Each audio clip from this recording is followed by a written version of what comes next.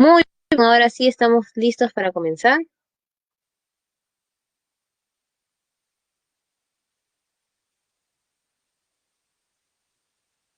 Como les había avisado, nos toca desarrollar demografía y lo primero que vamos a hacer es comparar cómo son las ciudades ahora en el Perú y cómo eran antes. Vamos a empezar recordando un poco cuáles son las ciudades principales de nuestro país. La mayoría de estas ciudades principales se constituyen como metrópolis porque son justo los puntos de centralismo de nuestro país.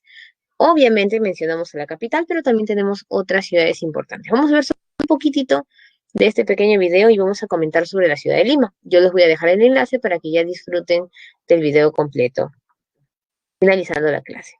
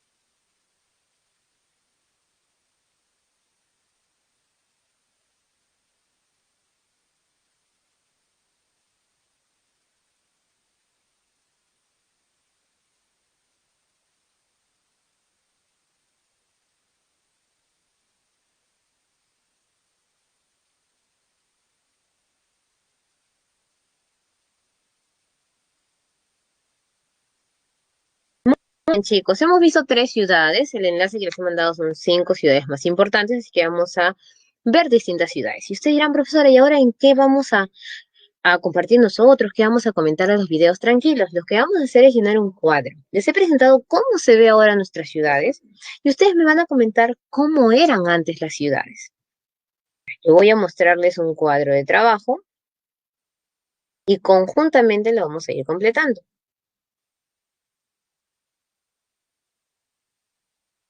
Y vamos a desarrollar primero el concepto de la demografía a lo largo de los años en el Perú, ¿no? Muy bien. Lo primero que vamos a hacer es dividir nuestro cuadro en espacios. Vamos a tener un espacio dedicado a los varones, un espacio dedicado a las mujeres, un espacio dedicado a los niños y un espacio dedicado a las viviendas o a la ciudad en general. Se dice que en nuestro país tenemos focos importantes de años demográficos. ¿Cuáles serían estos focos importantes? Se dice que uno de ellos es nada más y nada menos de 1940, por el tema de las migraciones internas. Y vamos a colocar como otra fecha nuestra edad actual, 2021. Vamos a iniciar por comparar, como les había anunciado, varones, mujeres, niños y viviendas. Vamos a empezar por cómo lucían los varones en 1940. Entonces ustedes allí me van a ayudar. ¿Cómo se veían en vestimenta los varones de 1940?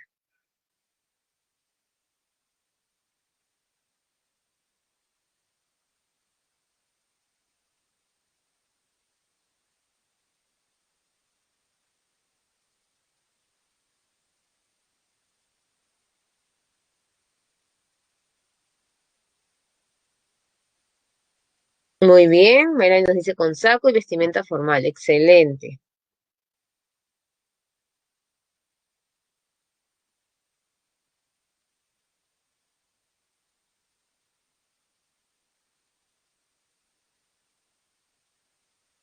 Ahora, ¿cómo visten ahora los varones en el 2021?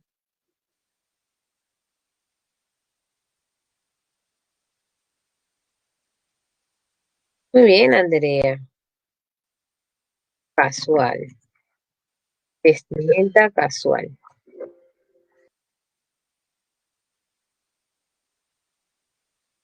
Vestimenta casual. Excelente.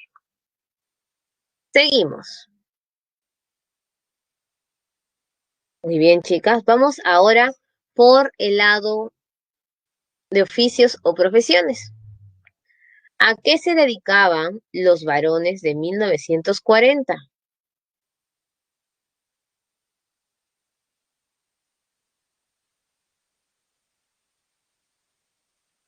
Muy bien, Melanie. Al trabajar. Y ahora en pleno 2021, ¿a qué se dedican los varones? Obviamente también trabajan. ¿Pero qué más hacen los varones aparte de trabajar?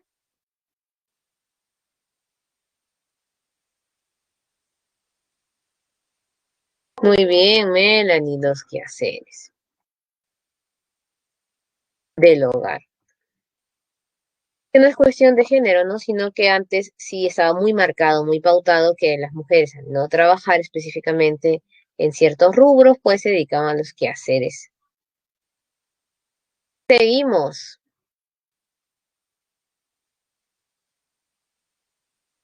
En el pensamiento, los varones tenían un pensamiento que ahora le han puesto ese título, ¿no? Pensamiento machista. En la actualidad se habla de un pensamiento más equitativo. Bien. Vamos para las mujeres. ¿Cómo vestían las mujeres de 1940? Muy bien, Melanie, vestidos.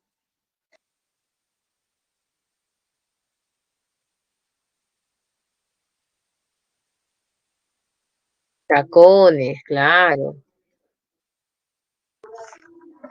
¿Y ahora cómo visten las mujeres?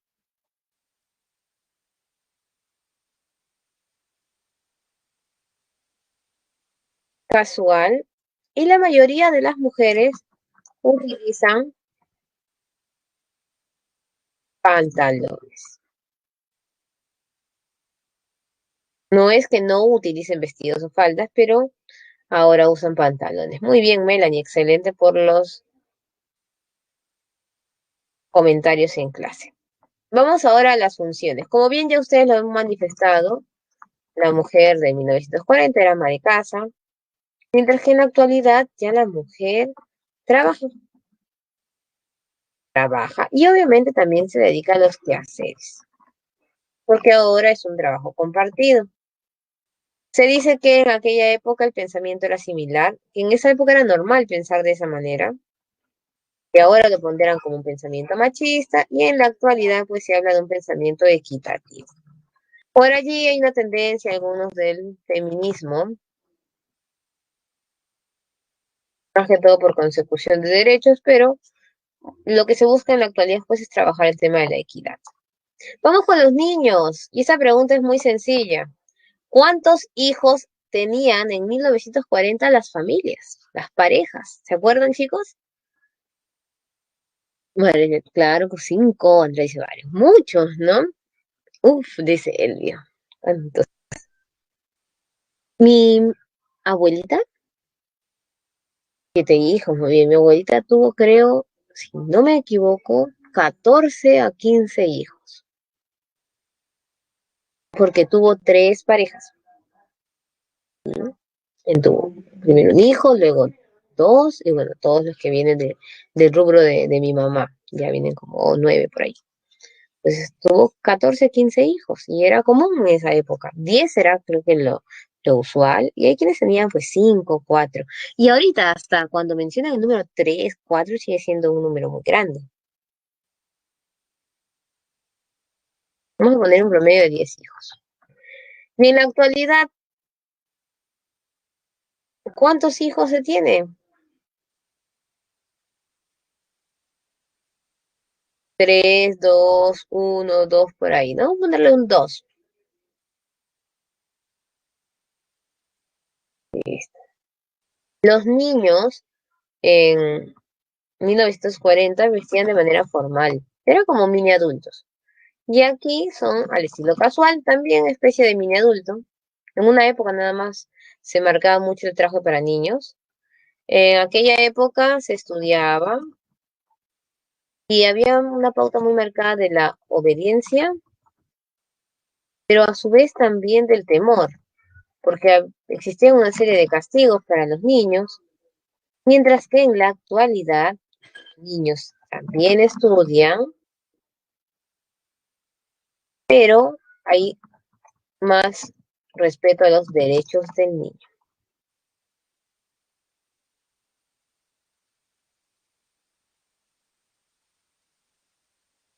Colegios militares, claro, Melanie. Y algo común poner a los niños desde muy adolescentes en todo lo que es la milicia o el tema de la policía. Pero ahora ya no, ahora se pauta una edad específica para ingresar, que es la mayoría de edad. Y vamos para las viviendas. Todo eso tiene que ver con el sentido de organización de la población. Las viviendas antes tenían un crecimiento horizontal Y ahora las ciudades tienen un crecimiento vertical. Si hemos podido ver en las imágenes de cómo se ve actualmente algunos distritos de Lima, todos son edificios, ¿no? Quitan una casita, se vuelve un edificio inmediatamente. Pues, es un crecimiento vertical. Antes todos tenían casas. Pues ahora ya no tienen casas, no me refiero a eso. Me refiero a que ahora no son casas específicamente, son mini departamentos. No sé si seré yo la que pienso eso, pero yo siento que cada vez los departamentos son más pequeños y las cosas de los departamentos son más chiquitas, ¿no? O sea, yo no sé en espacios tan pequeños cómo sacan tantos cuartos y suben el precio, ¿sí? Y el material también cada vez es no tan fino, porque ahora dividen las cosas con drywall, ¿no? Y similares, y al final pues no son tan duraderos como nosotros pensamos. Ese es el tema de las viviendas. Y en general, la ciudad en 1940 tenía más espacios rurales y tenía también una vista más colonial. Ahora hay una tendencia a la urbanización y también a la modernidad. Listo, entonces ya nos estamos organizando. Esa es la evolución de la población, ¿no? Tomemos fechas.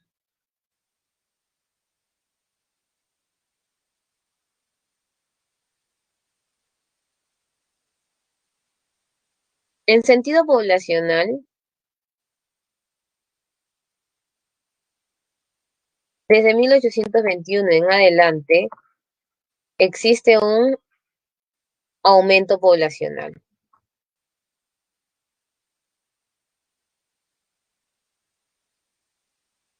¿Por qué? Hay una tendencia al aumento poblacional y también se permitía o era común la cantidad de hijos, porque la ganancia también parecía ser mayor, o sea, se ganaba menos en número, pero alcanzaba para más. Entonces era común que inclusive las personas que tenían pocos recursos pudiesen llegar a mantener hasta 15 hijos.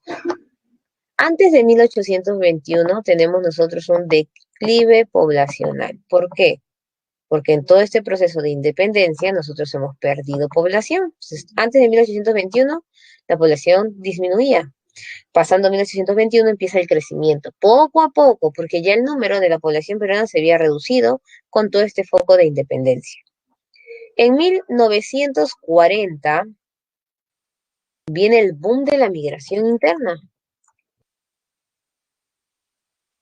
que no es nada más y nada menos que el paso de la población andina a la zona de la costa por obviamente un mejor nivel de vida, como ellos lo manifestaban en ese momento. Luego de 1940 hemos tenido un crecimiento poblacional hasta que llega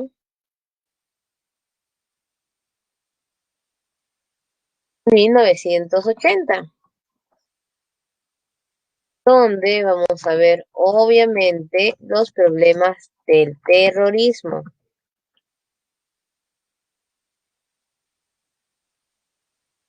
Y además sumamos la inflación. A causa de esa situación, hubo un proceso de migración externa, de emigración. Las personas se iban de nuestro país. Pero luego nosotros seguimos avanzando y llegamos al 2021, donde actualmente presenciamos un aumento poblacional por migración externa y es al revés, por inmigración. Es decir, ya no se van peruanos, sino ahora llegan personas del exterior al Perú. Entonces, así tenemos configurado nuestra pirámide poblacional, no, mejor dicho, nuestra evolución poblacional. Y, no menos importante, también vamos a tocar el tema de las pirámides poblacionales. Así que voy a generar un archivo nuevo, un ratito, donde les voy a graficar las pirámides poblacionales.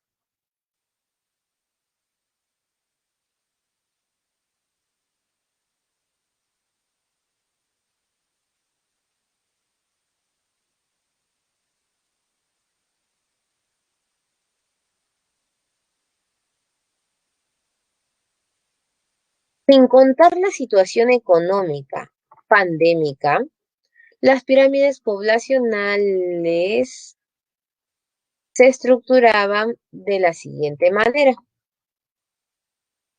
Las clásicas pirámides le pertenecían a los países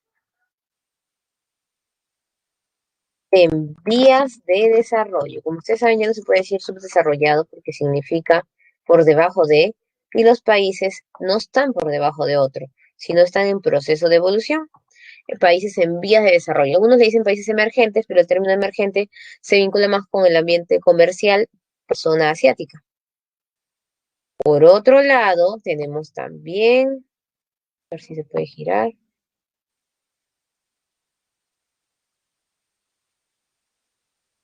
No puedo girar. Voy a graficarla. La pirámide inversa.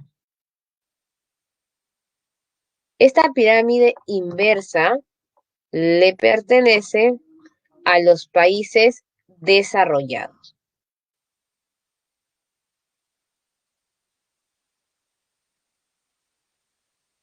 Y tenemos una siguiente pirámide, que no es nada más y nada menos que un rombo.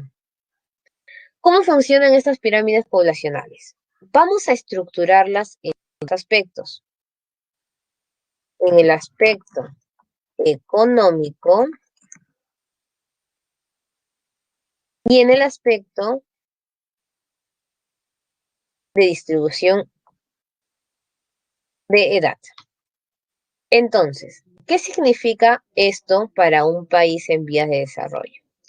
Usualmente en los países en vías de desarrollo existen más niños, es decir, población de 0 a 14 años. No sé si se han percatado ustedes, pero es común que los países que tienen pocos recursos e inclusive las familias con escasos recursos aún sigan teniendo una gran cantidad de hijos. Pues eso pasa en general en un país en vías de desarrollo.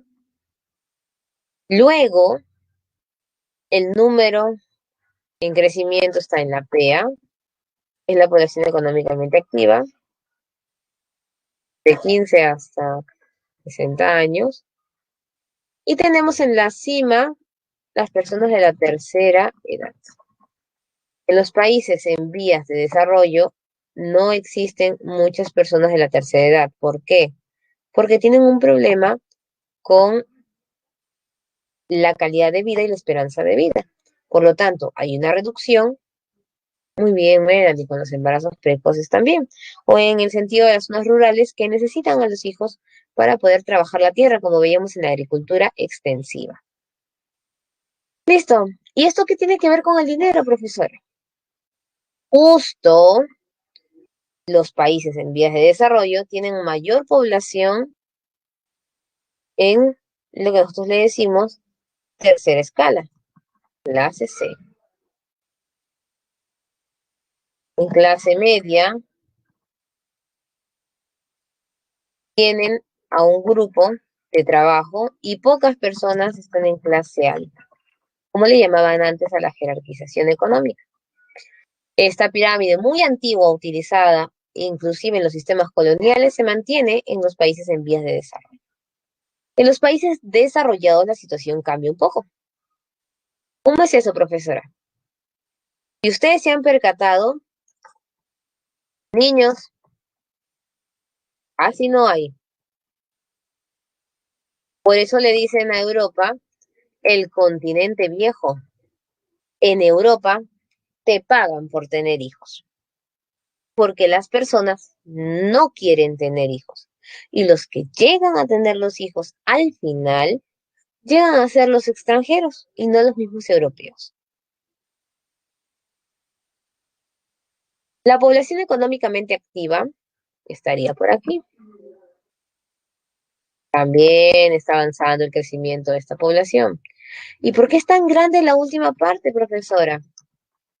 Porque casi todos son personas de la tercera edad, por eso le dicen continente viejo. Económicamente también se pondera similar. Si bien no hizo de todo, sino un montón de dinero, en estos lugares desarrollados como Europa o Norteamérica, vamos a ponerlo con una frase, se vive bien. Y me refiero a bien no a que sea muy holgado, sino que trabajas y te pagan lo necesario, y tienes todo. Y además que el Estado cubre por ciertas cosas, ¿no? Por ejemplo, en temas pandémicos, muchos países de Europa, muchos países norteamericanos no están poniendo gratis las vacunas a todas las personas. Las personas que no o no están en situación vulnerable pagan su propia vacuna. Sin embargo, tienen asistencia de otras cosas, como las tasas de desempleo, no les dan dinero por desempleo, entonces allí van ponderando y sopesando estos márgenes de diferencia. Clase media se podría decir que ahí están la mayoría, y aquí, clase baja, pobreza, no hay, salvo situación pandémica, porque algunos países ya estaban entrando un poco de crisis económica y la pandemia pues ha alterado y acentuado más esto.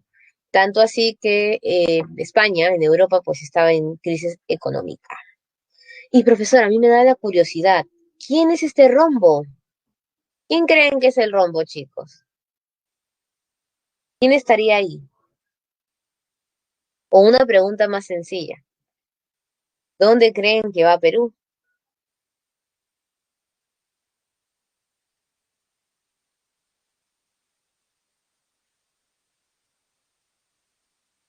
En el primero, nos dice Melanie.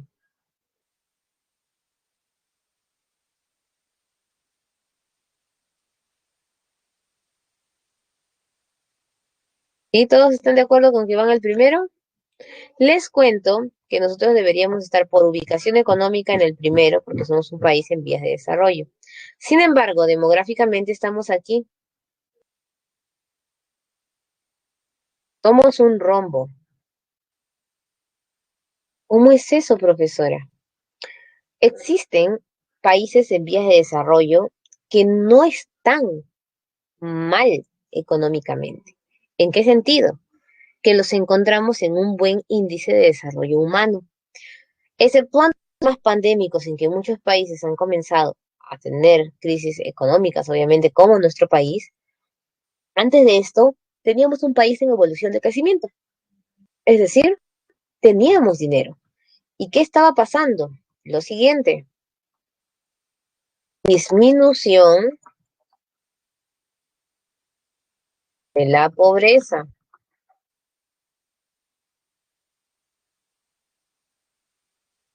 Y aquí, aumento de la esperanza de vida. Esto iba de la mano con, si aumenta la esperanza de vida, aumenta la población de la tercera edad. Y si disminuye la pobreza, también disminuye la condición de tener tantos hijos en una familia. De allí la razón que ustedes explicaban que la mayoría tiene pues máximo dos hijitos.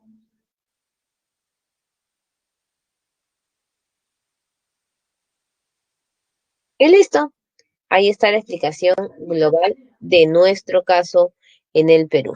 Vamos ahora a especificar detalles. Empezamos con nuestro tema, profesora. ¿Ya empezamos? Sí, ya empezamos, por cierto. No, el hecho que no haya avanzado la diapositiva no significa que no estemos ya en clase. Es parte de todo esto que hemos hablado de la evolución poblacional. se encuentra estudiada por la demografía, que no es nada más y nada menos que la disciplina geográfica que estudia a la población. La demografía estudia a la población de dos maneras: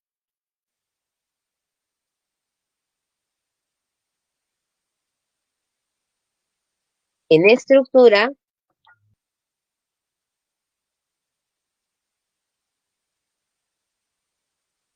y en dinámica poblacional. Profesora, ¿qué significa esto? Tamaño y estructura van unidos cuando los dividimos en estructura y dinámica, y distribución y evolución van unidos. Por ejemplo, dinamismo es la evolución en los años que vimos en el primer cuadro, que le ha pasado al Perú desde 1940 hasta el 2021, y pusimos muchos años, inclusive antes y después. Y también dinamismo es la migración. Hemos mencionado que una época muy marcada de la migración interna hacia la costa y dos épocas muy marcadas de la migración externa. Una donde se van las personas, que es la inmigración, y una donde vienen personas al Perú, que es la inmigración. Y luego tenemos el tema de la estructura poblacional, que no es nada más y nada menos que las variables demográficas. Hemos mencionado variables, por supuesto, hemos mencionado tasa de edad, hemos dicho esperanza de vida, hemos hecho una pirámide, eso es una estructura poblacional. Ya está, esa es la demografía. La demografía se abastece de tres documentos o tres fuentes de información: los censos, los registros civiles y las encuestas del hogar. Las encuestas del hogar son comúnmente llamadas empadronamientos municipales, le dicen, que es común. Pero también hay empresas que se dedican pues a hacer encuestas para ofertar sus productos. ¿Cuáles son los registros civiles? Nada más y nada menos que lo que encontramos en el RENIEC y en las municipalidades. Profesora, pero si todos estamos inscritos en el RENIEC, ¿por qué no nos abastecemos solo del RENIEC y ya está? Acá viene la problemática con el RENIEC. Primera problemática para no solo quedarnos con los datos del RENIEC: la actualización de datos. Muchas personas demoran en actualizar sus datos. Por ejemplo, se han mudado y no han cambiado sus datos en el DNI. Tanto es así que notamos a la hora de votar que tienen que irse pues a desplazarse hacia otro lugar porque en su DNI figura otra dirección. Hay personas que se casan, se divorcian y no lo actualizan en el DNI. Entonces tenemos dos datos que todavía no coinciden. Otro tema es la inscripción de nacimientos y de funciones.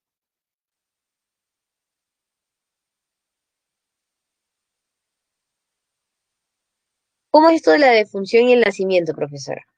Ustedes saben que nos dan, antes teníamos un mes, ahora tenemos 3 meses para inscribir a un bebé.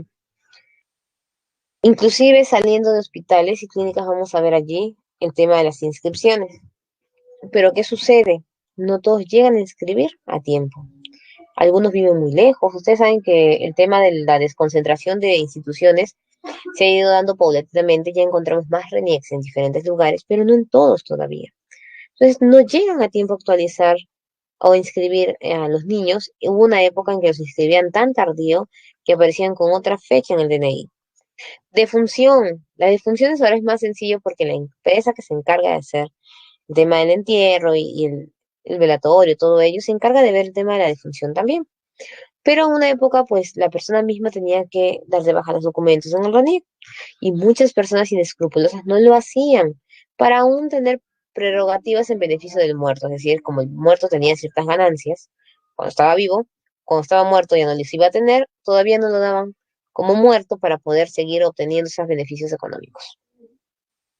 Ese es el tema del RENIEC, ¿no? Por eso que los datos no son tan confiables en general. Además que se actualizan más rápido los datos de mayores que los datos de menores. E inclusive ya tenemos un registro, está mejorando la situación del RENIEC porque tenemos también un empadronamiento para los extranjeros. Entonces, como no son tan fidedignos los registros civiles y las descuentas del hogar, nos abastecemos de los censos. Los censos no son nada más y nada menos que famosas entrevistas. Estas entrevistas van a tener consigo una recolección de datos. ¿Y de qué va a depender esta recolección de datos? De los años, de la temática y de otros factores. Vamos a empezar a verificar dos formas censables. Primero, censo de jure.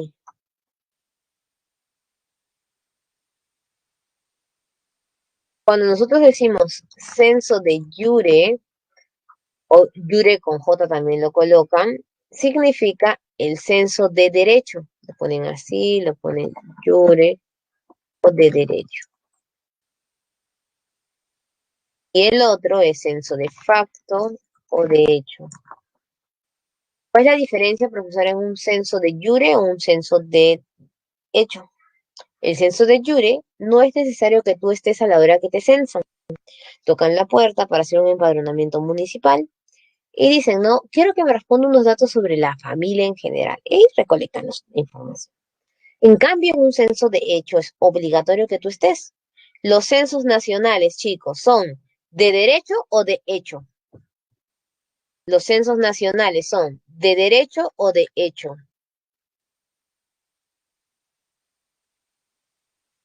De hecho, porque tienes que estar allí. ¿No te acuerdas que te dicen, no puedes salir hasta las 5 de la tarde? Claro, es un derecho, el vio obviamente, el tener que participar del censo, ¿no? Pero la obligación es que no te puedes mover hasta que te censen. Entonces se vuelve un censo de facto de hecho. Tiene que estar la persona. Muy bien.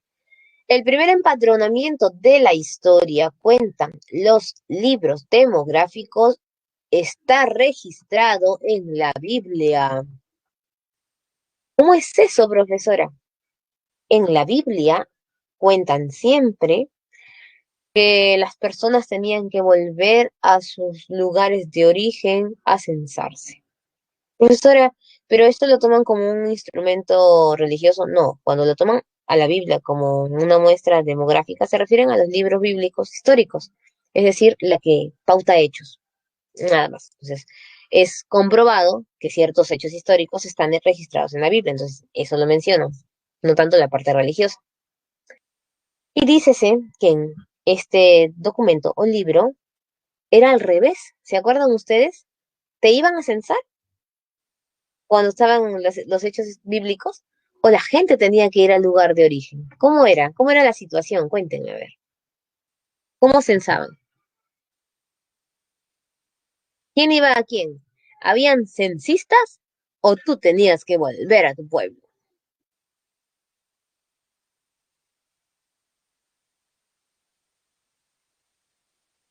Muy bien, Andrea. Muy bien, Fiorella. Muy bien, William. Tenías que volver muy bien, Nicole. Marjorie, aclaramos. Es de derecho cuando no necesitas estar presente. Es de hecho cuando tienes que estar presente.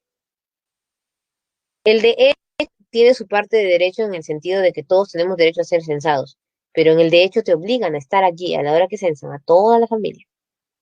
Muy bien, chicos, teníamos que volver al pueblo, ¿no? Pero ¿qué pasa? En la actualidad, ¿te imaginas que todo el Perú tiene que regresar a su lugar? No es ni siquiera tu lugar donde naciste, sino era el lugar donde venía tu familia, ¿se acuerdan? Porque antes, inclusive en filosofía, en historia, recordamos nosotros que los personajes tenían de apellido su lugar de origen, ¿se acuerdan? Tales de Mileto. Entonces tenía que llegar todo el mundo a su lugar de origen familiar. ¿Te imaginas eso en la actualidad? Sería un caos. Entonces cambian la metodología y ahora pues te van a censar. Y en otros lugares ya cambiaron totalmente la metodología, ya ni censan personas, sino todo es computarizado, ¿no? En el caso del Perú hay que tener la confianza de que la gente llene sus datos reales, por eso quizás todavía no se instaura.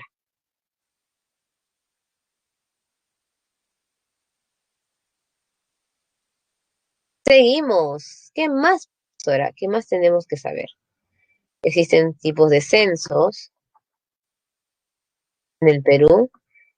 Aquí están registrados. Censo de población, estructura y dinamismo.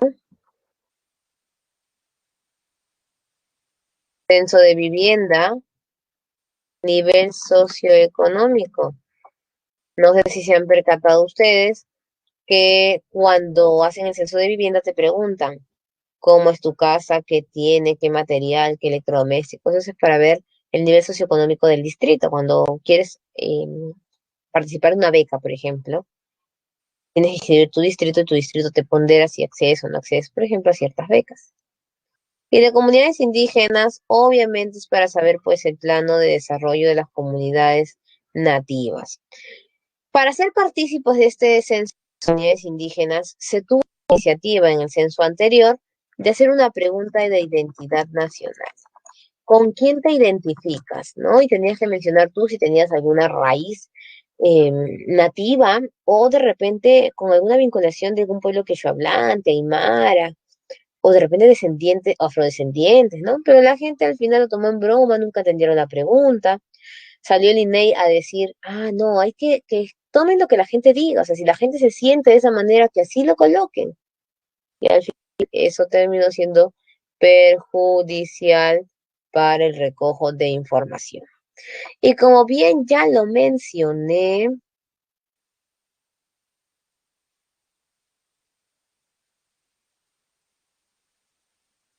INEI es el encargado de ver todo el tema de los censos. ¿Cada cuánto se debe hacer un censo? Dice que mínimo deben ser 5 años, porque son planos estadísticos. Entonces, como bien dice Instituto Nacional de Estadística e Informática, si es estadística y tú vas a tomar censo todos los años, no estarías utilizando las ventajas de la estadística que te permite aproximar. Pasando los 10 años, obligatoriamente tienen que ser datos nuevos porque la población se puede estimar máximo en un periodo de 10 años. Por lo tanto, se espera 10 años para realizar los censos. Un censo fue en el 2017 y el otro fue en el 2007. Perú esperó el máximo para el censo.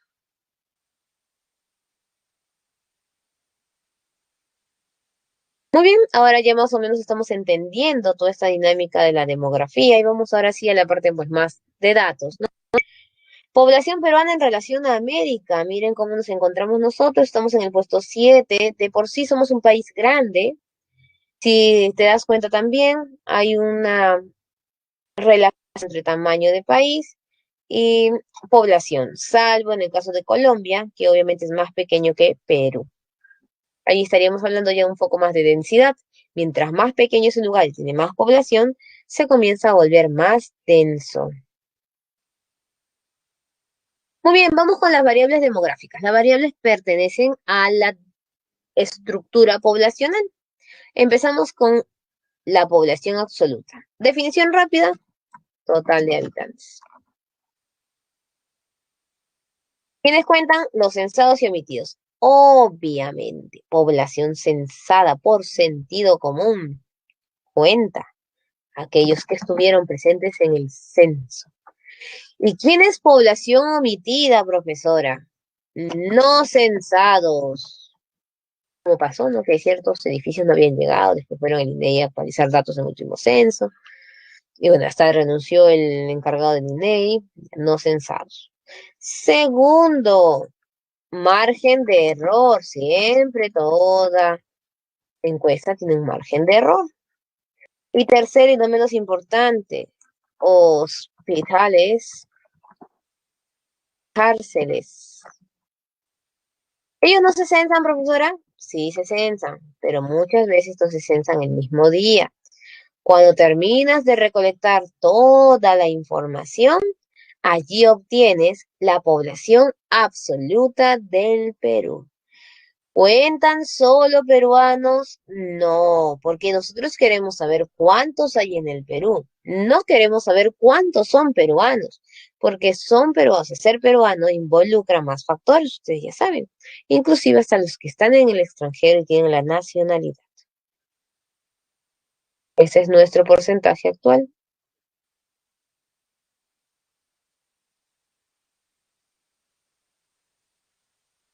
Principales variables e indicadores demográficos. Densidad poblacional, población relativa. ¿Qué es eso, profesora? Simplemente es una ecuación. Habitantes por kilómetro cuadrado. Nada más. Es decir, Si la proporción del espacio es acorde al número de población. Si hay muchas personas en un espacio pequeño, obviamente van a vivir hacinadas y no hay espacio para compartir, ni tampoco para la satisfacción correcta de sus necesidades. Profesora, pero yo he escuchado por ahí que también se utiliza de otra manera. Sí, es verdad. En algunos libros utilizan la población relativa como sinónimo de porcentaje, algo así como el 50% de la población ya. También se utiliza de esa manera. Nuestro país no es denso, tiene 24.3. Es un número aceptable. El problema en el Perú no es la densidad completa, es la densidad por espacios.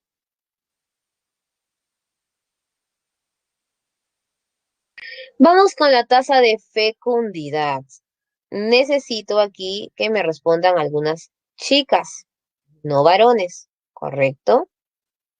La pregunta sería, primera pregunta, y ustedes después me dicen, profesora, pero ¿cómo va a preguntar eso? Tranquilos. ¿Alguna de las mujeres presentes tiene hijos? Si tienen hijos, dicen sí o dicen no. Muy bien. Excelente. La mayoría no. Ahora, no es malo tener hijos, o sea, no estamos ponderando nada ético, estamos solamente haciendo censos, ¿no? Porque además en la edad universitaria hay diferentes márgenes de edad, ¿no? Para estudiar. Ya. ¿Qué significa eso, profesora? ¿Y por qué nos preguntan? Porque se pregunta desde los 15 años. Es decir, cuando iban a censar a tu casa, te iban a preguntar, ¿tienes hijos? Y ahí empezaban los padres, ¿no te imaginas? Está tu hijita, el padre está recibiendo los censos y le preguntan y voltea, ¿tiene hijos? Y todos, pero yo estoy en entrevista, se supone, ¿cómo le voy a preguntar a mi hija que es pequeña? Porque en realidad muchos han tenido hijos a los 15 años. Y eso que antes de esta nueva actualización, se le preguntaba a los que tienen 12 años. Era peor aún todavía. Imagínate, ¿no? Tener una hermanita, 12 años. ¿Tienes hijos? Todos miraban. Pero no era culpa del censista, sino que era normal. Preguntar, pues, en esa época si se tenía o no se tenía hijos, ¿no? Seguimos. ¿Hasta qué edad le van a preguntar a ustedes? Hasta los 49 años. ¿Por qué? Porque hasta allí es un porcentaje en que inicia la menopausia. Menopausa, perdón. En este caso, entonces, estaríamos trabajando nosotros el porcentaje de hasta cuándo podrían tener hijas o hijos las mujeres. Siguiente, ¿qué pasaría si tú tuvieses 3 hijos, pero uno falleció? Por X razón, en el momento de parto, antes del nacimiento, posterior al nacimiento. ¿Qué pasaría? Sencillo, no se cuenta, porque solo se cuentan los hijos nacidos vivos, ¿correcto? ¿Cuántos llegaron a nacer? Y también, si murieron, tienes que especificar. Tuve tantos hijos, pero falleció porque de todas maneras nació vivo, pero ya no está. Y el porcentaje se ha preguntado y se equilibra a 1.7. No significa que vas a tener uno, un hijo y medio, ¿no? Ahora se está reduciendo hasta 1.5, no es hijo y un pedacito, sino que hay la tendencia de 3, 2, 1, 0 hijos. Vamos a hacer un censo rápido antes de irnos a receso. ¿Quiénes de ustedes, o a quiénes de ustedes les gustaría tener más de 10 hijos?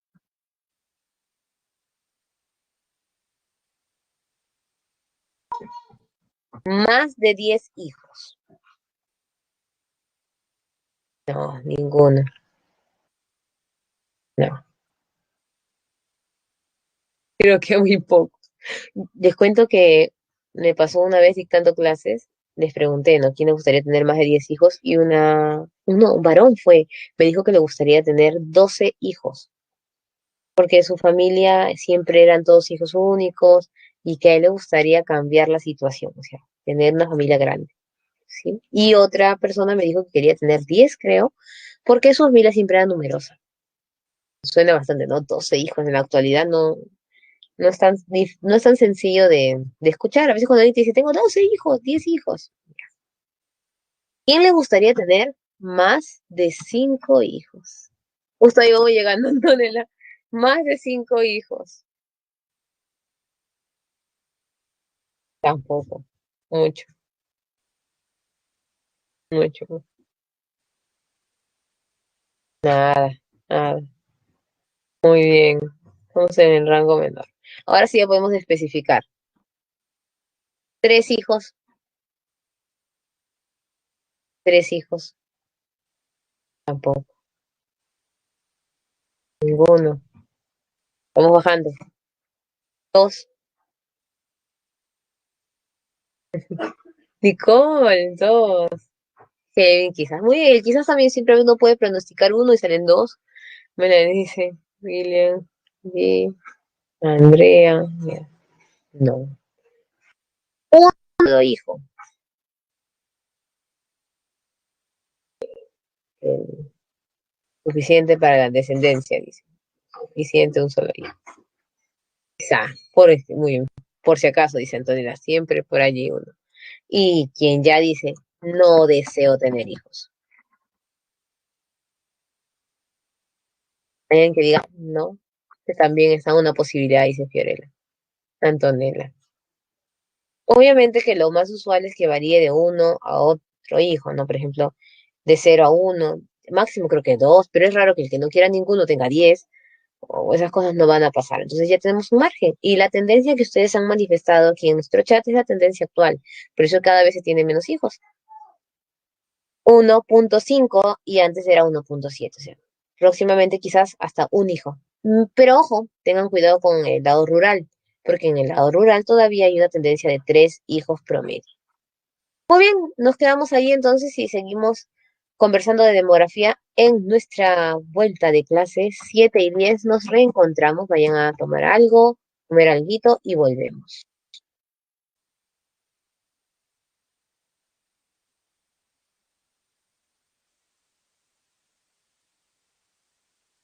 Muy bien, chicos, continuamos, estamos aquí de vuelta.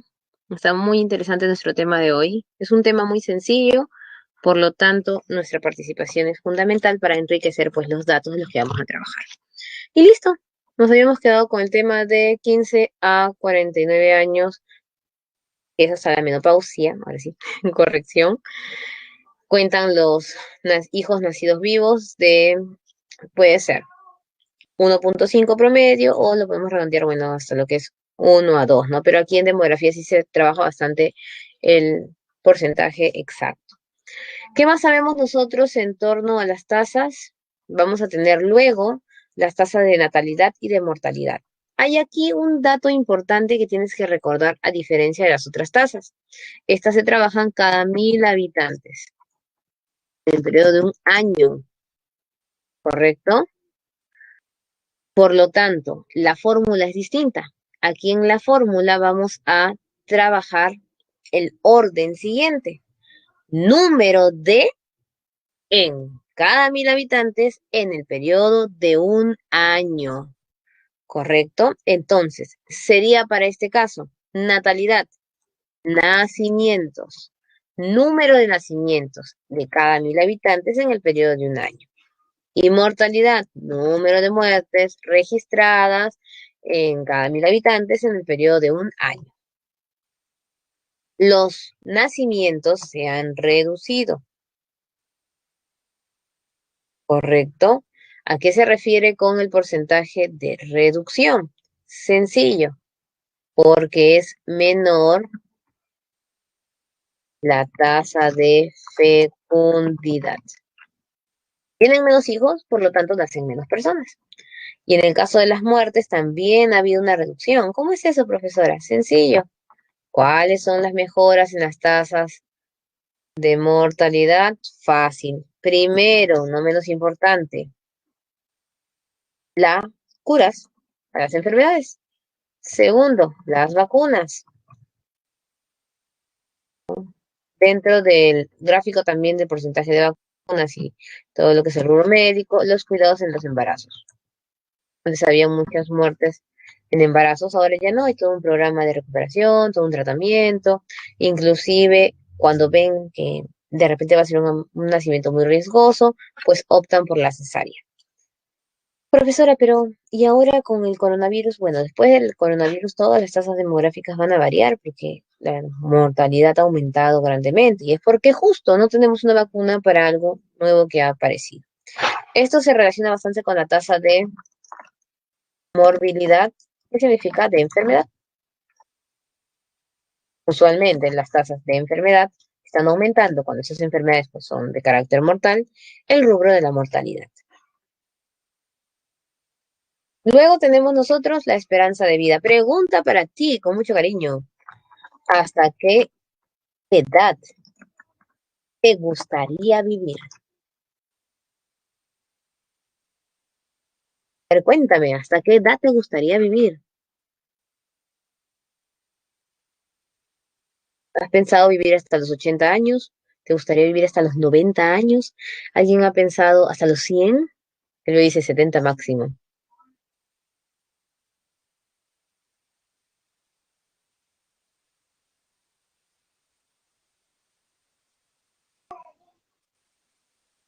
85. De ahí vienen las enfermedades. Bueno, también depende mucho cómo llegamos, ¿no? A veces uno quiere vivir tantos años, pero es cómo llegamos en realidad a esa edad. Cuando estamos acercándonos a los 60, 70, obviamente ya no vas a querer morir tan joven. Pero nuestro país te asegura una tasa de 75 años. Ha mejorado, por supuesto. Antes se aseguraba una de 66, luego de 73 y ahora es 75 años. ¿Eso qué significa? ¿Que a los 75 me muero? No, estás a promedio. Vives más o vives menos, ya depende del cuidado que tengas. Seguimos con los datos bonitos. ¿Quién vive más? ¿Quién vive más? A ver, ¿el varón o la mujer? ¿Qué opinas tú?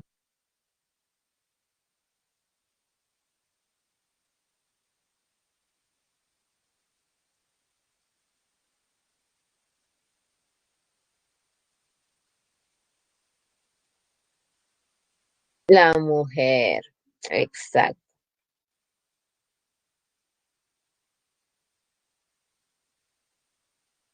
¿Y por qué las mujeres viven más? Dícese que los hombres tienen cosas que los ponen en riesgo, como por ejemplo el trabajo rudo, el trabajo en el cual se ven expuestos, puede ser a situaciones de mortandad. Otros dicen que es por su ritmo de alimentación, e inclusive otros manifiestan que podría ser por el consumo de ciertas cosas de vicios, ¿no? Como son más grasas, alcohol, entre otros.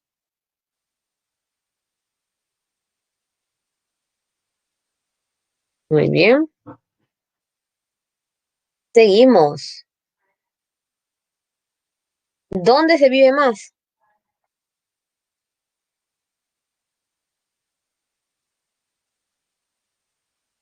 Cerca al mar. Dícese que el distrito en el cual se vive más, bueno, en este caso, distrito y la provincia en general, del Callao. Así que si ustedes viven en el Callao o en un lugar cercano al mar, puede ser que vivan más años todavía.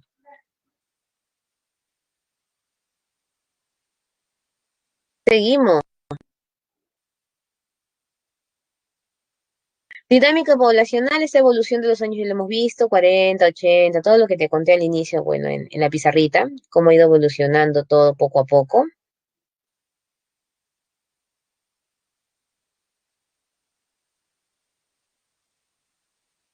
Luego tenemos por región natural, la región que tiene más personas obviamente es al lado de la costa, o sea, la costa en general. Y profesora, ¿pero siempre ha sido así? No. La región más poblada antes era la sierra. ¿Y qué pasó con las personas en la sierra? Pues pasaron hacia la costa por el tema de la migración. Y en el caso de la selva, lo que sucede es que la población comenzó a aumentar poco a poco y por lo tanto siempre va a ser la región que tiene menos personas, pero no es la que está en decreción, o sea, en declive, en decrecimiento. Siempre aumenta poco a poco, mientras que la sierra está en declive, está cayendo, ya casi no tiene muchas personas. ¿Por qué? Porque todas vienen hacia la costa.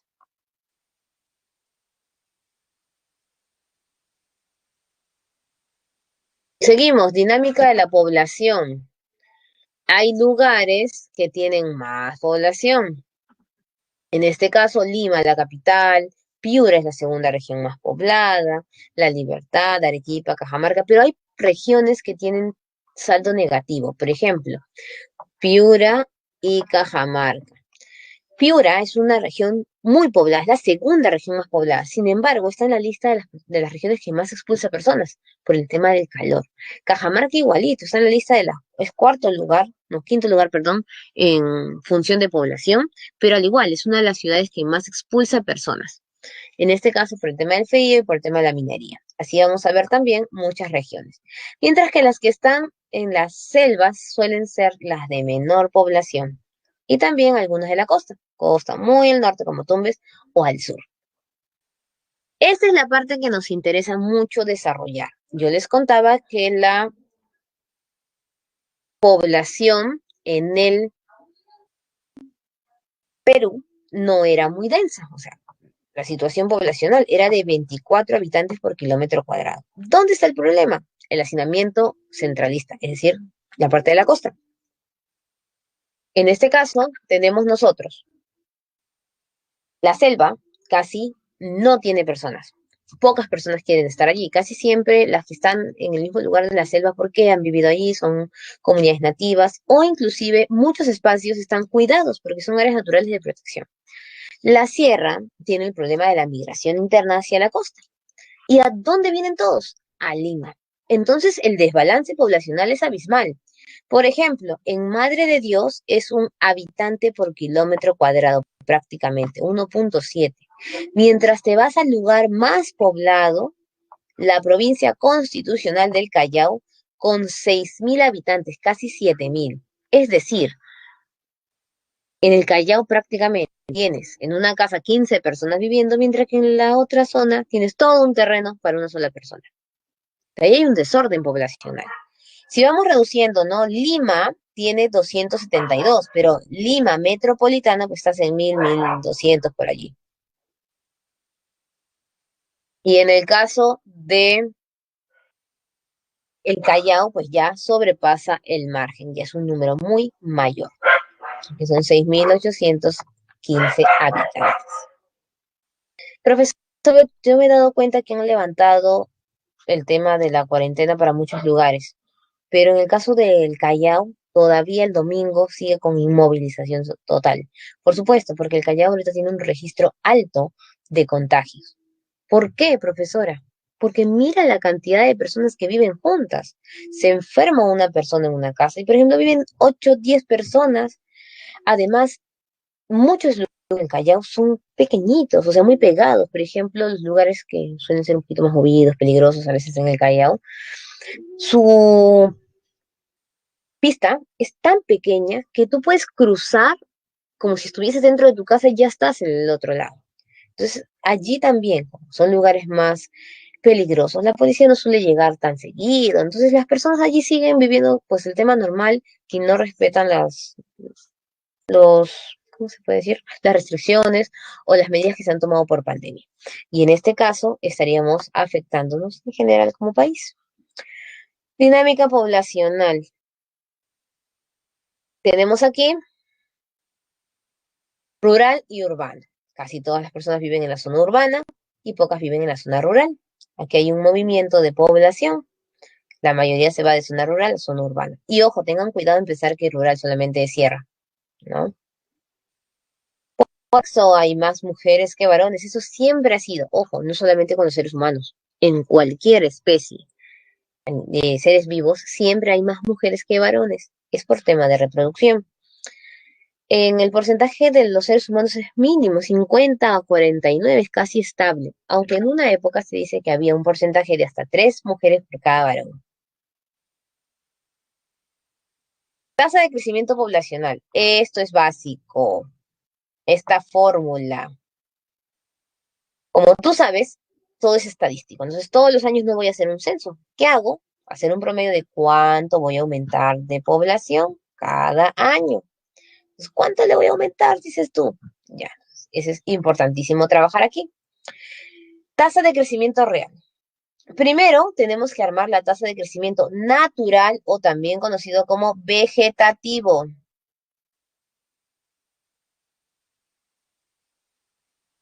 Vegetativo. ¿Qué vas a hacer? Restas, nacimientos menos muertes. Ojo, tienes que recordar algo importante. Todas las tasas de natalidad y mortalidad están cada 1000 habitantes en el periodo de un año. Esto no puede olvidarse, porque la fórmula está trabajada cada 1000 habitantes en el periodo de un año.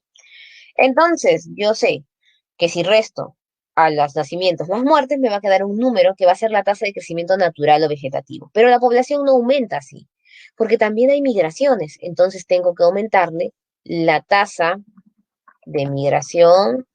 También le dicen tasa neta de migración. Otros le dicen saldo migratorio, porque en toda resta siempre hay un resultado.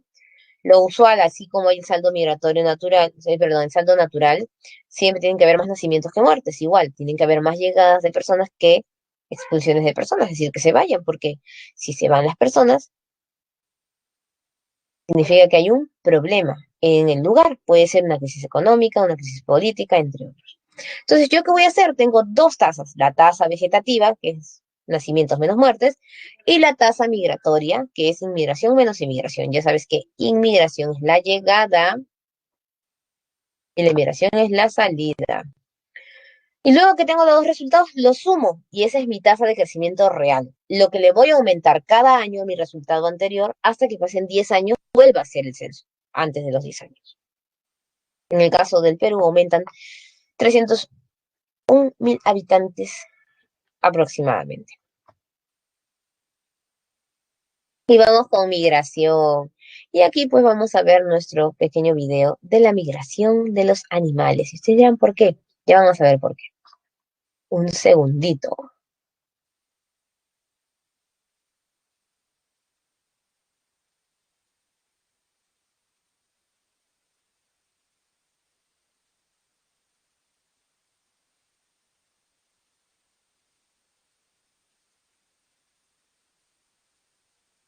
Muy bien, ya está cargando. Un segundo, voy a enviarles el link.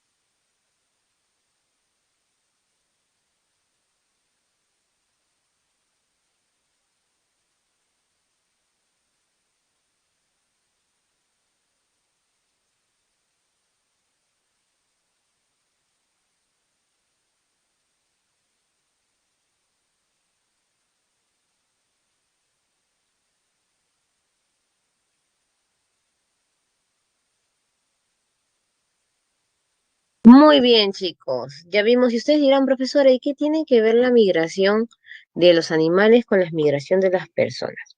Vamos a hacer ahorita un cuadro de comparación para que más o menos entiendas lo que he querido mostrarte.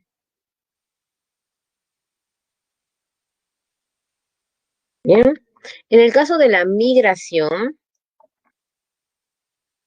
los humanos y los animales migran por las mismas razones. En resumen, ¿qué vimos en el video? ¿Cuáles son las razones por las que los animales migran? A ver, cuéntenme.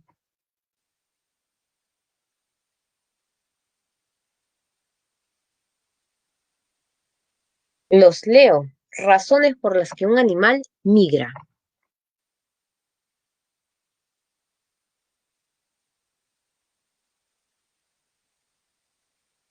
Muy bien, chicos. Clima, apareamiento.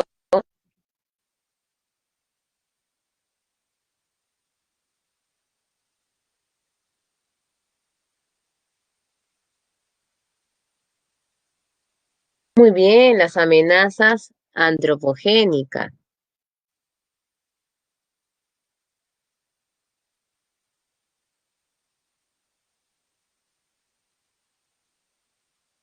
Amenazas antropogénicas. Muy bien, excelente. Alimento también. Y el hombre se supone que migra por lo mismo. Profesora, ¿migramos por clima? Por supuesto. ¿Por qué las personas se van de vacaciones? ¿Por qué las personas que viven en Europa prefieren venir aquí en temporadas de frío cuando es verano? Por el clima. ¿Por qué las personas dejaron aldeas completas en Rusia? Por el clima. Las que le dicen las aldeas fantasmas. Apareamiento. Pero vamos a dejar ese tema todavía ahí. Amenazas antropogénicas, por supuesto. Terrorismo, delincuencia, problemas económicos, etcétera. Alimento, eso lo traduces como estudio y trabajo. Románticamente hay muchas razones por las cuales estudias y trabajas. Pragmáticamente estudias y trabajas por dinero. ¿Y por qué quieres dinero? Porque quieres alimentación, quieres vestimenta, quieres lo básico, vivienda. Y aquí viene lo importante. ¿El ser humano también migra para reproducirse? ¿Qué opinan ustedes?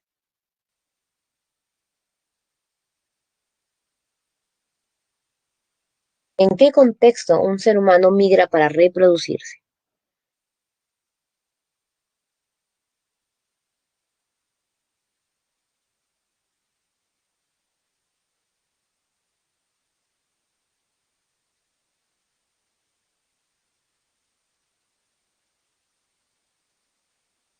Muy bien, William, excelente.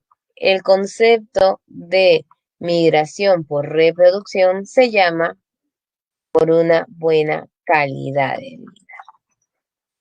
Lo hacen los animales también. ¿Se acuerdan que las ballenas jorobadas aparecen en las zonas de las ecorregiones del norte? Porque ellas viven en la Antártida y han subido hasta la parte de California para poder tener sus crías, para que no mueran en la Antártida.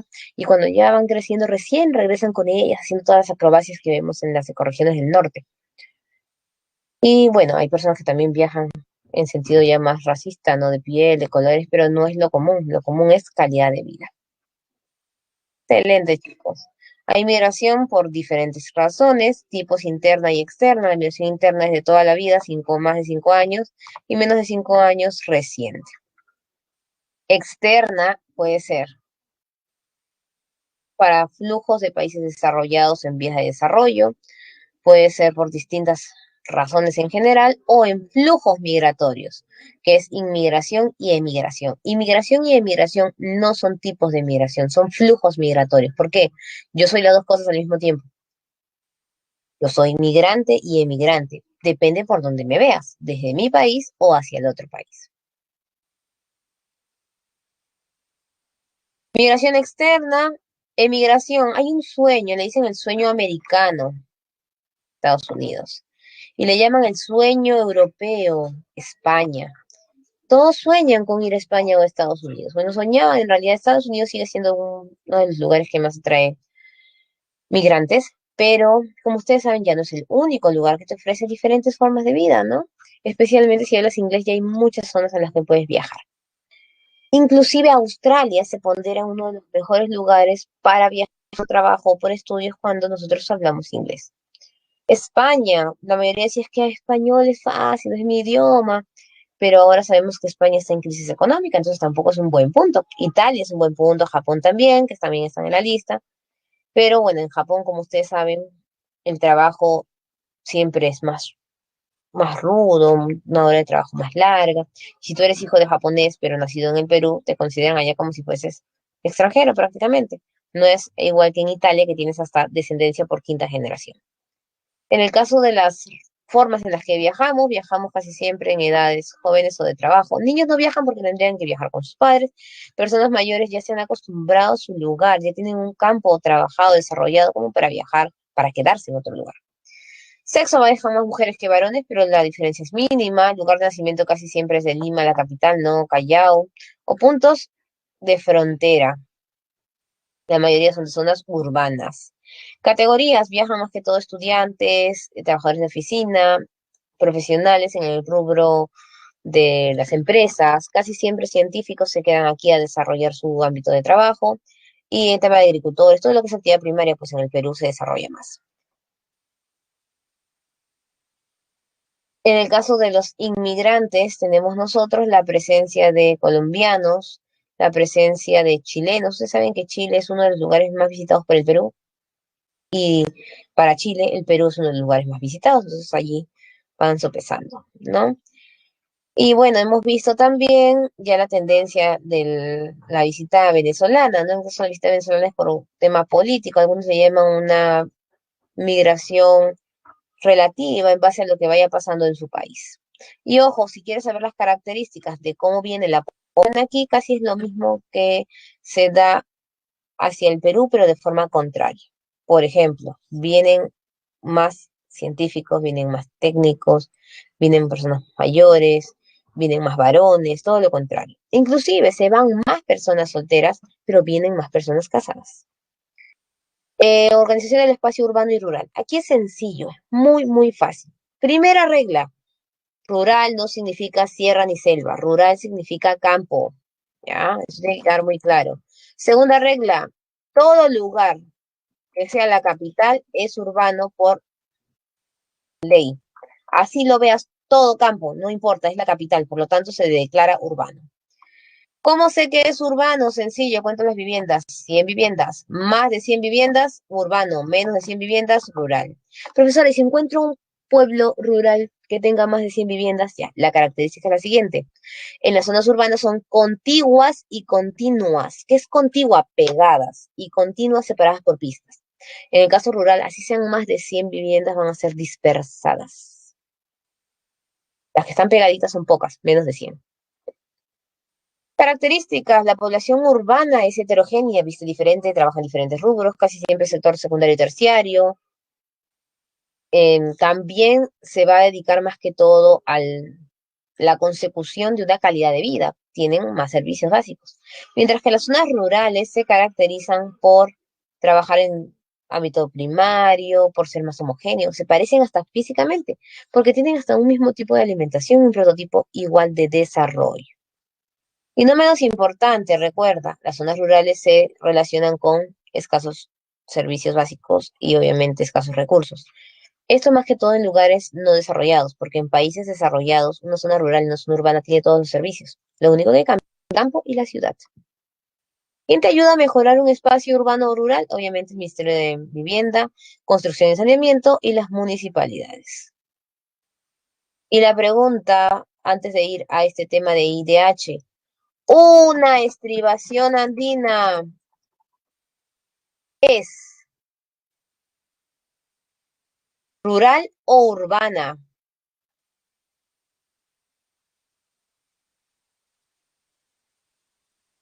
Una estribación andina es rural o urbana. Muy bien, mayoritariamente urbana. ¿Por qué? No es sinónimo el tema de la adquisición. Hay pueblos jóvenes y asentamientos humanos en las zonas urbanas por la distribución de las casas.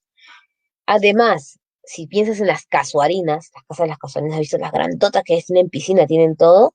Las casuarinas pues ya se desarrollan como urbanas y con dinero.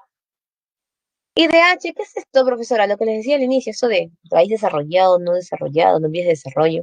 Más que ahora el dinero que lo divide en desarrollado y en vías de desarrollo, ahora se utiliza la satisfacción de la población. Entonces voy a medir en cada país el IDH, Índice de Desarrollo Humano. ¿Qué se va a tocar? Tres indicadores básicos. El primero, el ingreso per cápita, dinero, porque aunque no lo crean, es importante tener dinero para el desarrollo. Inclusive hasta desarrollo sostenible empezaba con crecimiento económico. Segundo, no menos importante, la esperanza de vida que va a marcar la calidad de vida. Si viven mejor, viven más años. Y por último, la tasa de escolaridad, que se refiere a la educación. Profesora, pero yo he visto más estándares, más variables. Claro, yo puedo medir la educación de diversos factores, pero usualmente es con la tasa de escolaridad, más que cómo es la educación, si llegan a tener el acceso a la educación. Luego se va ponderando la calidad. El Perú tiene ingreso per cápita por su es un país con dinero. El Perú tiene esperanza de vida, sí, acaba de aumentar a 75 años. ¿Qué le falta? Desarrollo educativo. El acceso, ya la mayor cantidad de personas tiene acceso a la educación, pero no todas llegan a culminar sus años de estudio. Por lo tanto, el Perú está en bajo, medio, alto o muy alto. ¿Qué IDH tiene el Perú? Bajo, medio, alto o muy alto, chicos. ¿Dónde está el Perú?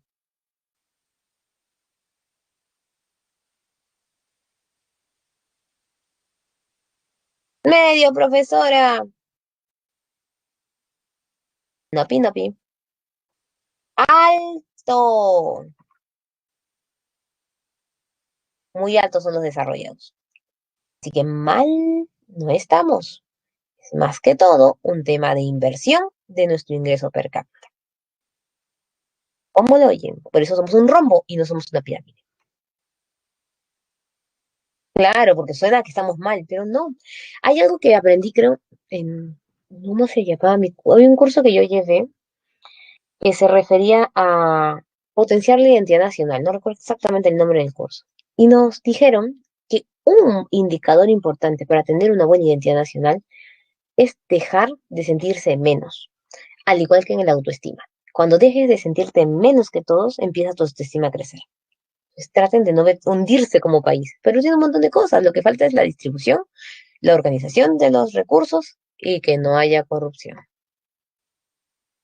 Muy bien, tesoritos.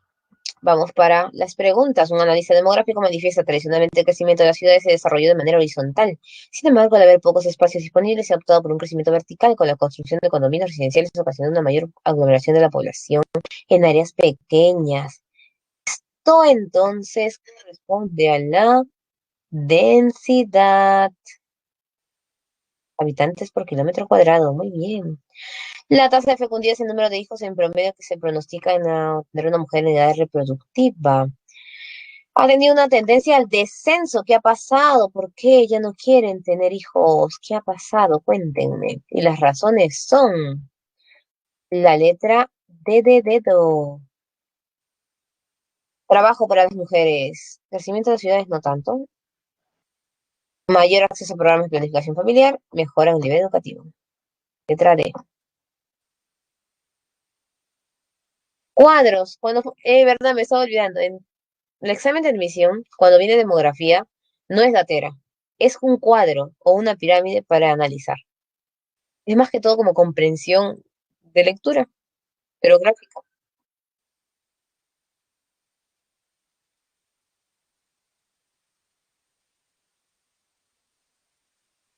Sería allí, vamos a verlo con calma, nuestra letra B. La tendencia de los últimos 60 años muestra el aumento de la tasa de crecimiento promedio anual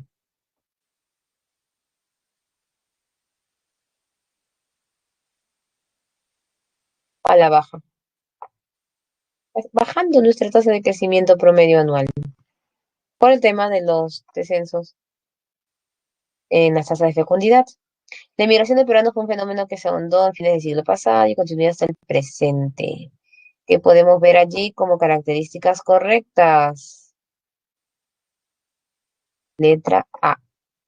La población entre 15 y 29 es la más numerosa. No, es la PA.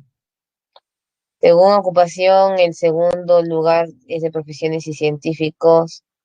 No. Primero están los estudiantes y luego tenemos empleados de oficina. Además, científico con científico ya lo descartas porque son los que menos se van. Listo, mis bellezas claves. Cualquier cosa vayan al multichat y pregunten. Si no, la próxima clase. Todavía está fácil los temas. Vamos para cívica.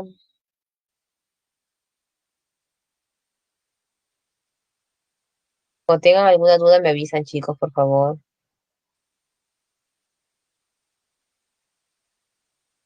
Está cargando.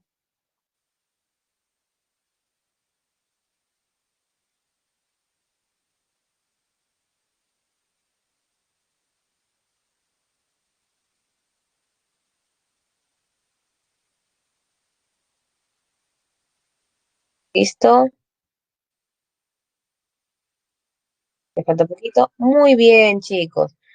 Y como siempre, tenemos nosotros nuestra pizarra de resumen, ¿no? Que es lo que nos ha ayudado bastante para comprender cívica de manera veloz porque son datos.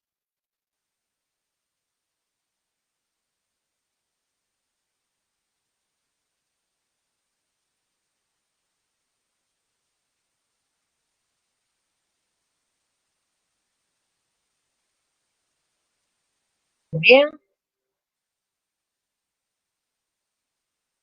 empezamos. Organismos constitucionales autónomos, segunda parte, ocas jurídicas, es decir, vinculados al sistema de las leyes. Aquí está nuestro resumen. Ministerio Público, Defensoría del Pueblo, Tribunal Constitucional y Junta Nacional de Justicia. ¿Qué es lo que tienes que tener cuidado aquí? No confundirte de función, porque todos tienen que ver el plano relacionado con el Poder Judicial, pero de apoyo. El Ministerio Público, sus siglas son MP, ¿no es cierto? Recae en el fiscal de la Nación. Entonces, cuando tú escuchas Fiscalía de la Nación, se refiere al más importante dentro del Ministerio Público. ¿Listo?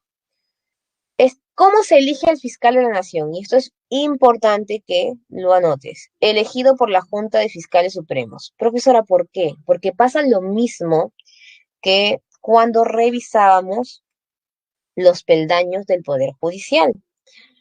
El jefe del Poder Judicial no era elegido por la Junta Nacional de Justicia, que está aquí al costadito, que elegía a todos los jueces y fiscales, sino era elegido por los ya elegidos por la Junta Nacional de Justicia. En este caso, por los jueces supremos. Ahora, en el caso del Ministerio Público es la misma figura. La Junta Nacional de Justicia va a elegir a la Junta de Fiscales Supremos, o sea, los fiscales supremos en general. Y ellos eligen al fiscal de la nación. Entonces, si a ti te preguntan en el examen, ¿la Junta Nacional de Justicia elige al fiscal de la nación? No. ¿Listo? ¿Por cuánto tiempo? Por 3 añitos y puede aumentarse hacia 2 años más. Es decir, no hace 6 años, sino 5 como máximo. ¿De qué se encarga el Ministerio Público? Y acaba lo importante. ¿De qué se encargan los fiscales? Investigan el delito. ¿Cómo así investigan el delito, profesora? Cuando tú tienes una denuncia, tú no vas al Poder Judicial, tú vas al Ministerio Público a poner tu denuncia. Obviamente después de ir a la policía y todas las cosas. Pones tu denuncia y te llaman. Te llama la secretaria, ¿no? Y te dice, bueno, Susanita, nos vas a contar qué es lo que pasó. Entonces tú le dices, no pasó esto, y te va a preguntar más cosas. Por ejemplo, usted ha puesto aquí que en la avenida principal fue asaltada. ¿Cuál avenida principal? ¿Cómo se llama? Y había un centro comercial. Exactamente en qué puerta del centro comercial. Y parece como si tú fueses culpable, pero no. Están esclareciendo todos los puntos para que puedan encontrar la solución al conflicto. Llaman luego, si por ejemplo estás culpando a alguien, llaman a esa persona para declarar y en base a eso el fiscal analiza. Y lo primero que hace es aprobar o no aprobar el dictamen del delito o del lo que se está acusando, la demanda. Cuando se aprueba esta demanda, ya comienzan a investigar, verificar si qué pasó, no pasó. Esa investigación la hacen los fiscales. Representa a la sociedad. Porque un fiscal no quiere hacerte daño, un fiscal no quiere que vayas preso, un fiscal siempre defiende tu derecho a la inocencia, pero también defiende tu derecho a la defensa. Entonces, todo eso junto va, tratan de representar. Propone la reparación civil, dinero, ¿no? Una propuesta de 50.000 soles de pago, 1.000 soles. Ya. Propone. Al final, quien lo apruebe es el juez. Dictamen previo. Este dictamen previo es posiblemente esta es la situación, si lo encontramos infragante delito, todas las cosas, pero el juez es el que decide al final la condena, la sentencia, todo, no el fiscal. Defensa de la legalidad, que se mantenga obviamente el uso de las leyes, defensa de la autonomía de su misma institución, obviamente, y tiene todo un proceso de situación, de acción, ¿no? Que es tú vayas allí y ellos van a actuar en esta situación. El fiscal trabaja de oficio y de parte. ¿Cómo es de oficio y cómo es de parte? De parte es que tú vas. Señor fiscal, me pasó esto. Dejas ahí en secretaría denuncia. Y de oficio es, ha habido un accidente. Al parecer ha muerto la persona que estaba manejando. No toquen el cuerpo hasta que llegue el fiscal. El muerto no llamó al fiscal. Señor fiscal, venga a verme. No, pues, no fue así. El fiscal tiene que ir porque es parte de su oficio. Defensoría del Pueblo, siglas DP. Defensor del Pueblo. ¿Cómo se elige al defensor del pueblo? Lo elige el Congreso. Allí nada que a propuesta del Ejecutivo decida, no. Lo elige el Congreso por 5 años. Y como lo elige el Congreso, tiene las mismas prerrogativas que el congresista. Goza de inmunidad. Bueno, ahora ya no tiene inmunidad el congresista, pero ellos sí. Gozan de inmunidad, no está sujeto a mandato imperativo. Nadie le puede dar órdenes. Listo. ¿Cuáles son las funciones del defensor del pueblo? Defender los derechos constitucionales y fundamentales. También funciona de una especie de ONG, vas a pedir consejos sobre los temas de derechos. Defiende a la ciudadanía porque es global. Y porque es global, puede denunciar funcionarios. ¿Cómo es eso? Un alcalde ha violado a un ciudadano. ¿Dónde vas? Ministerio Público, porque tú no lo vas a denunciar como alcalde, lo vas a denunciar como ser humano que violó a alguien. Punto. Peruano que violó. Defensor del pueblo. Alcalde no recoge la basura. Las personas se están enfermando porque la basura está tirada y como muchos alcaldes han hecho. Vas a la Defensoría del Pueblo y te quejas. Entonces el defensor del pueblo va al Ministerio Público a poner la denuncia, denunciando al alcalde, porque el defensor del pueblo sí puede denunciar al Ministerio Público a funcionarios del Estado. Tribunal Constitucional, TC, 7 miembros, los 7 miembros del TC, los clásicos, que le dicen magistrados, pero ya sabes que magistrado es cualquier juez. Elegido igual que el defensor del pueblo por el Congreso por 5 años. Gozan de inmunidad, ya no igual que el Congreso, igual que el defensor del pueblo, tampoco está sujeto a mandato imperativo. ¿De qué se encargan? De las garantías constitucionales. Ese es el resumen que hemos visto en el tema de garantías, que hemos visto en el tema del Poder Judicial y que vamos a refrescar otra vez en Tribunal Constitucional. Son 6 las garantías: habeas corpus, habeas data, acción de amparo, cumplimiento, acción de inconstitucionalidad y acción popular. Las 4 primeras van al Poder Judicial en primera y segunda instancia, van primero al juez especializado mixto, luego a la Corte Superior y si no son resueltas van al Tribunal Constitucional como última instancia. La acción de inconstitucionalidad solo va al tribunal, allí se ve todo su tema de apelación, todo, no va al poder. Y la acción popular sí va al poder, solo a la Corte Superior, porque no llega a la Corte Suprema. Puedes llevar tú en tu apelación, pero te van a decir que no se atiende.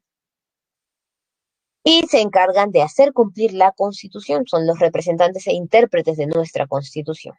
Cualquier tema de vacío de ley, ¿no? Más que todo en temas constitucionales, se les consulta a ellos.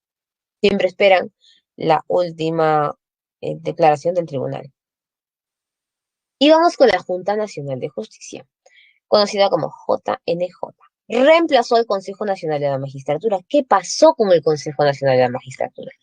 Todos vimos el escándalo en televisión de cuando elegían a los jueces, ¿se acuerdan? Cuando le preguntaban al que iba a ser, a la jueza, al que iba a ser jueza, ¿cómo se prepara el ceviche? Cuando les hacían preguntas o casuísticas que no tenían mucho sentido, y aún así aprobaban, o los que respondían bien no aprobaban. Entonces dijeron, no, aquí hay corrupción. Y ya se había destapado pues el prevaricato, que es la corrupción de los jueces. Había muchos jueces corruptos. ¿Qué está pasando? Entonces vamos a analizar. Se dieron cuenta que la problemática residía obviamente allí. Tú estudias para ser abogado, no estudias para ser juez de manera inmediata. Si tú quieres ser juez, tienes que matricularte en la Academia Nacional de Magistratura para, obviamente, ascender a juez. De ahí venía el nombre del Consejo Nacional de la Magistratura. Ahora ya todo cambió y es Junta Nacional de Justicia. ¿En qué cambió? La función es la misma. Eligen jueces y fiscales. menos al fiscal de la nación y menos al encargado del Poder Judicial, ya sabes. Y esto es importantísimo. Elige también al representante de la OMPE y del RENIEC. ¿Por qué? Porque se nos graba mucho esto de jueces y fiscales y cuando ves, ¿es verdad que la Junta elige al de la OMPE? No, porque no es juez ni fiscal, no, sí elige al jefe de la OMPE y al jefe del RENIEC, no al del Jurado Nacional de Elecciones, porque su mecanismo de elección es similar a como antes elegía el Consejo Nacional de Magistratura. La JNJ está compuesta por 7 miembros. ¿Listo? Por 5 años. ¿Cuál es lo que ha cambiado, profesora? Hay ahora concurso público. Se publica y esta sale en televisión, todo el concurso.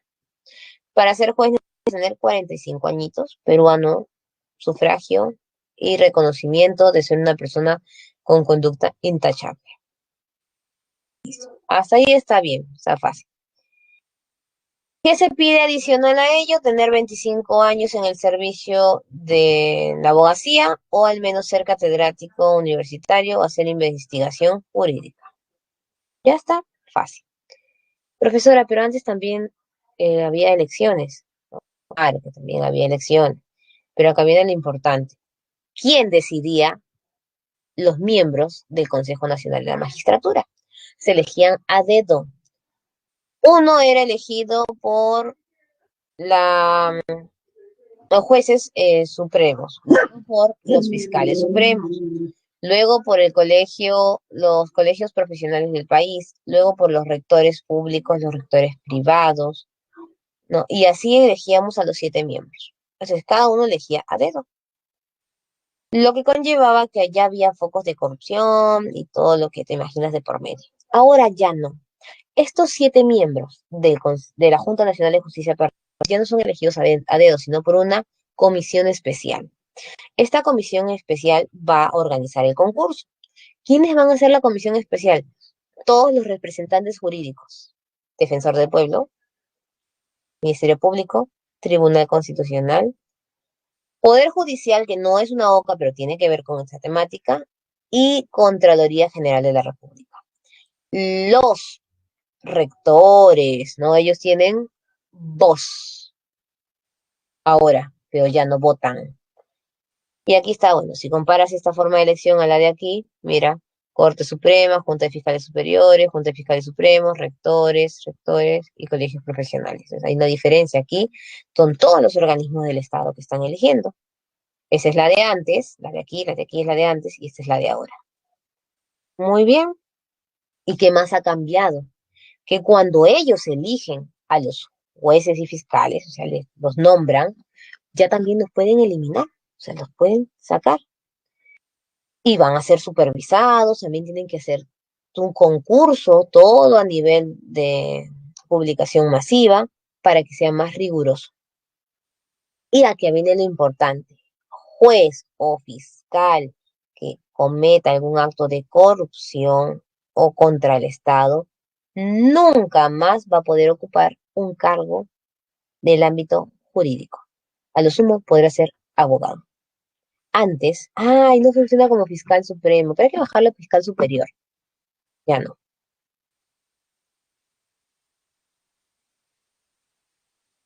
Muy bien, chicos. Vamos aquí. Bueno, es la especificación de los detalles. La Fiscalía de la Nación, defensa de la legalidad, no, independencia de órganos, procesos judiciales, conduce, tiene monopolio de la acción penal pública, de oficio de parte que ya vimos, da el dictamen previo, todo está en orden. Funciones de la Defensoría del Pueblo, derechos constitucionales, cumplimiento de deberes, prestación de servicios, todo también va en orden. Tribunal, aquí está lo de las garantías, Junta Nacional de Justicia, la Comisión Especial que ya les mencioné, de todos los órganos que conforman en la Comisión Especial, el Defensor del Pueblo es la cabeza.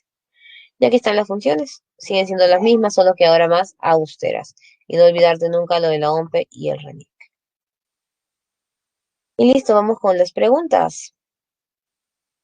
Un fiscal superior abrió investigación en contra de un fiscal adjunto por el presunto delito de corrupción, al haber recibido dinero de una persona involucrada en la venta irregular de mascarillas para una entidad del Estado. A partir de la situación, identifique las proposiciones relacionadas con las competencias del fiscal. Investigar los hechos por tratarse de un asunto personal, no, porque todo tiene que ser recta administración de justicia, nada de corrupción. Defender la legalidad, por supuesto. Ejercer la defensa motivada por el interés del proveedor, no, pues no puede haber aquí nada involucrado con la persona. Ejercitar la acción penal, obviamente que sí. Muy bien, bellezas. Perfecto. La Defensoría del Pueblo tiene la facultad de defender, prevenir e intermediar situaciones de conflicto a fin de evitar amenaza o violación de los derechos fundamentales. Establezca el valor de verdad en los casos que puede intervenir dicho organismo. Dirigentes comuneros en la cuenca del río Coatapuno son rechazados por participar en la reunión regional. Vemos aquí que es algo colectivo, ¿no? No es algo personal, es de todos. Pobladores de Tarata, en Tacna, exigen la anulación de una sentencia emanada por la Corte. No, nada de temas de sentencias judiciales. En Loreto, grupo de pobladores, sí, protestaban. Estudiantes universitarios que participaron en una marcha. Todo es global. Ve de bonito. Profesora, pero acá tengo una duda. Dice universitarios, pero mira, contra una marcha fueron detenidos arbitrariamente. Profesora, ¿eso es colectivo? Sí. ¿En qué parte es colectiva, profesora? Porque la huelga es un derecho constitucional. Todos tenemos derecho a huelga. Ahora, sería la situación de Pepito fue tomado, ¿no? Le dieron 2 años de prisión, ya su caso particular ya sería no visto por el poder, el defensor del pueblo, perdón, sino por el Ministerio Público. 3. Un sindicato de trabajadores denunció a esta entidad estatal e interpuso un recurso de amparo ante el Poder Judicial para obligarlos a elaborar los días feriados. Agotado el proceso en el fuero jurisdiccional, en que es competencia del Tribunal Constitucional resolver la garantía solicitada. Sí, obviamente, porque todas las garantías pasan al tribunal en última instancia, menos la popular. De dedito. Y vamos por el último. La Jefatura Nacional de la Oficina Nacional de Procesos Electorales es la máxima autoridad de este órgano autónomo. El ejercicio de su cargo es irrenunciable durante el proceso electoral. El organismo encargado de nombrar previo concurso público, ¿quién es? Muy bien, Elvio, la Junta Nacional de Justicia. Excelente. Carita feliz. Preguntas, dudas. Y estoy para escucharlos, Estrellita. Quiero que alguien iba a preguntar. Es muy bien, Elvio, en serio, fuera de broma. Te estoy fastidiando, pero lo has hecho muy bien. ¿Tienen dudas, chicos? ¿Todo claro? Creo que geografía está sencillo. Cívica, ¿cómo vamos con cívica? Ya hemos visto varios organismos del Estado. La mayoría son datos que memorizar. Si tienen alguna consulta, por favor, el multichat no se olviden. Si no, lo pueden traer la próxima clase. Ya no queda casi nada para terminar el ciclo, así que pónganse las pilas, no solamente aquí en el curso, sino en todos los cursos, porque próximamente viene el examen de admisión. Los quiero un montón, cuídense mucho. Espero que cada clase puedan aprender algo nuevo, no solamente de la temática, sino también para nuestra vida. Besitos, chao. Chao.